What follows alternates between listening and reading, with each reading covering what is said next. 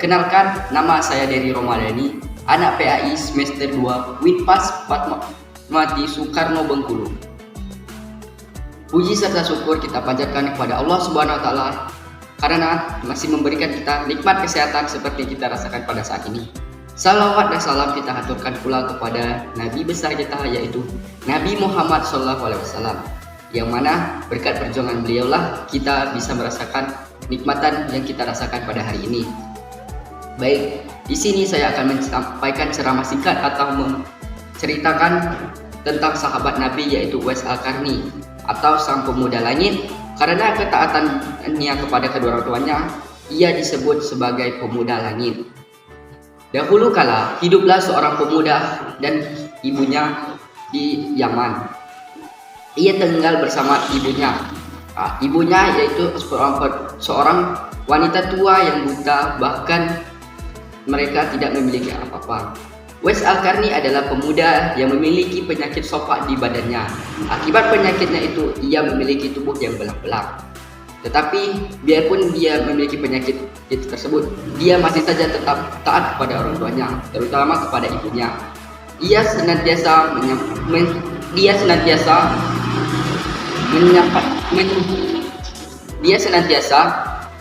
merawat ibunya dengan sepenuh hati, dan dia juga senantiasa memenuhi semua perintah atau keinginan ibunya.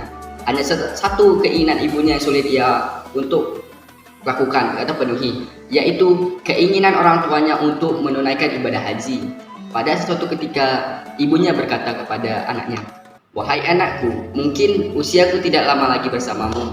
Bisakah ibu menunaikan ibadah haji?" Nah, mendengar perkataan itu, maka Uwais Al-Qarni pun berpikir sejenak, bagaimana ia mengantarkan ibunya ke Mekah, sedangkan jarak dari Yaman menuju ke Mekah itu sangatlah jauh.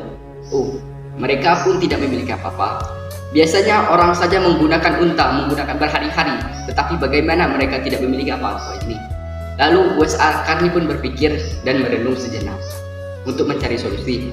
Setelah beberapa saat, Uwais Al-Qarni pun mendapatkan solusinya, yaitu dengan ia membelikan seekor anak sapi atau anak lembu. Nah, apakah guna anak sapi atau anak lembu tersebut? Ternyata anak sapi atau anak lembu ini digunakan oleh Uwais Al-Qarni untuk melatih otot-otot tubuhnya supaya menjadi lebih kuat, yaitu dengan cara menggendong bolak-balik anak sapi itu setiap pagi naik turun bukit, sehingga tubuhnya menjadi lebih kuat. Makin hari anak sapi itu makin berat. Begitu pula dengan otot-otot Uwais Al-Qarni, makin hari otot-ototnya pun bertambah dengan lebih kuat.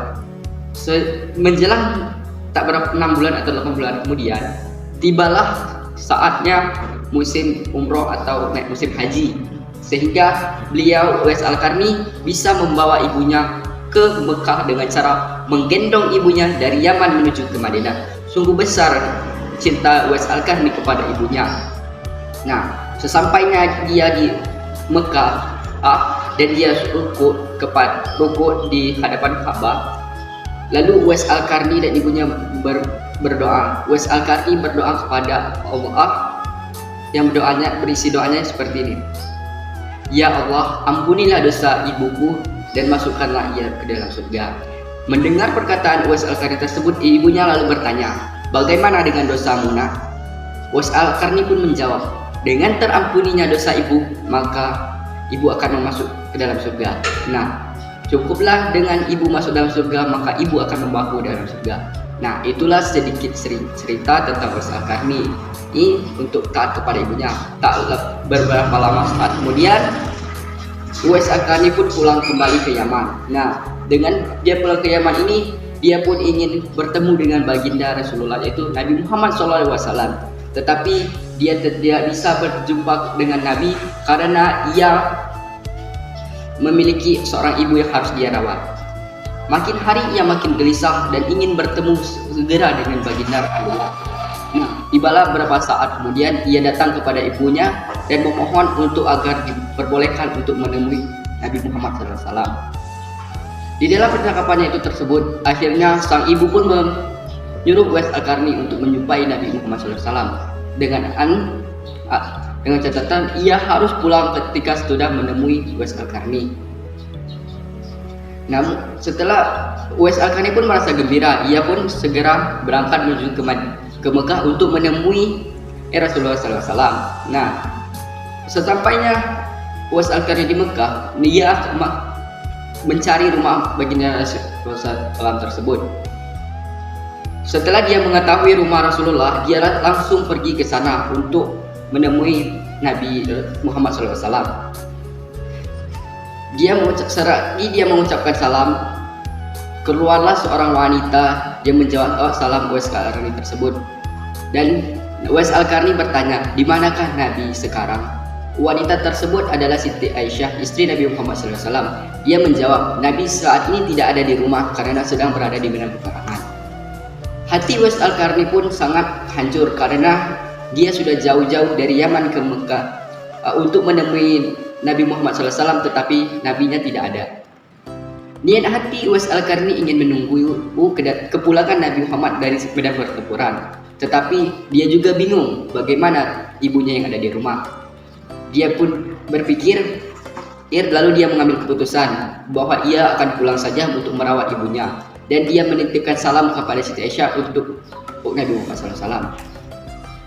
Tak berapa lama kemudian, usailah peperangan tersebut, sehingga pulanglah Nabi Muhammad SAW dari medan pertempuran. Lalu sesampainya ia di rumah, ia berkata kepada Siti Aisyah, apakah ada yang ingin bertemu denganku? Lalu Siti Aisyah menjawab, ya ada, yaitu pemuda yang bernama Uwais Al-Qarni ingin berjumpa denganmu. Setelah mendengar hal tersebut, Nabi Muhammad SAW menceritakan kejadian itu kepada Abu Bakar dan juga Khalifah Ali bin Abi Thalib. Pada saat wafatnya Nabi Muhammad SAW dan bergantinya Khalifah Umar menjadi Ali,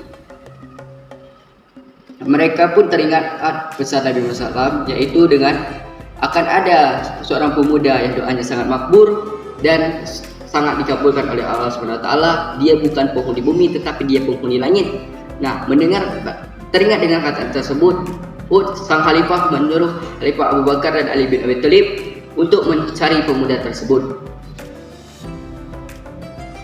Beberapa saat kemudian, Khalifah Ali dan Umar pun mencari keberadaan Uwais Al-Qarni.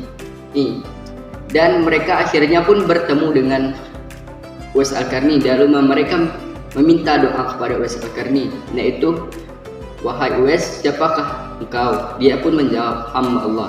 Mereka pun tertawa karena mereka juga hamba Allah. Khalifah dan Abu Bakar dan Ali bin Abi Thalib pun bertanya sekali lagi, siapa engkau? Uwais Al-Qarni menjawab, nama saya Uwais Al-Qarni. Selagi menjabat tangan Uwais Al-Qarni, Khalifah pun membalik telapak tangannya. Ternyata benar yang ada dikatakan Nabi Muhammad SAW. Di telapak tangannya ada dua bulatan putih yang menandakan dia benar-benar adalah Uwais Al-Qarni. Melihat tanda-tanda tersebut, maka Khalifah tersebut meminta doa kepada Uwais Al-Qarni untuk didoakan dan Setelah beberapa saat, akhirnya Uwais Al-Qarni pun bersedia mendoakan Khalifah tersebut, dan Khalifah pun pulang ke Mekah kembali. Dan akhirnya Uwais Al-Qarni pun wafat, sehingga menggegerkan masyarakat Yaman, yaitu masyarakat Yaman yang tidak mengetahui siapa sebenarnya Uwais Al-Qarni pun merasa kebingungan, karena di saat wafatnya Uwais Al-Qarni, banyak sekali orang-orang asing yang datang ke pemakamannya. Bahkan orang-orang tersebut pun tidak pernah satupun yang dikenali oleh masyarakat Yaman, sehingga masyarakat bertanya-tanya, siapakah engkau wahai Uwais Al-Qarni? Yang kami tahu engkau adalah pemuda yang miskin, sedangkan di saat wafatnya engkau, kenapa banyak sekali orang-orang yang datang ke pemakamanmu? Nah, tak lama kemudian akhirnya penduduk Yaman mengetahui siapa sebenarnya Uwais Al-Qarni. Nah, inilah cerita Uwais Al-Qarni atau ceramah singkatnya. Bisa kita simpulkan bahwasanya ketaatan kita kepada orang tua itu sangatlah penting, dan kita harus senantiasa taat kepada orang tua, karena ridhonya Allah berada di ridhonya orang tua. Dan janganlah sekali-kali kita berkata kasar kepada orang tua, seperti berkata seperti di dalam Quran surah Al-Isra ayat Surat 17 ayat 23 melarang kita untuk jangan sekali-kali berkata ah kepada kedua orang tua. Karena berkata ah saja kita tidak boleh, apalagi kita memukul atau menyakiti hati kedua orang tua kita. Dan mari kita sebagai anak untuk taat kepada orang tua dan mematuhi semua perintahnya agar kita dapat mengambil agar kita menjadi seperti Uwais Al-Qarni. Nih, bisa seperti kita taat kepada orang tua. Dengan taatnya kita kepada orang tua, maka Allah akan merindukan segala yang kita lakukan. Mungkin cukup sekian video yang dari saya. Saya akhiri. Wallahu muwaffiq ila aqwamit thoriq. Wassalamualaikum warahmatullahi wabarakatuh.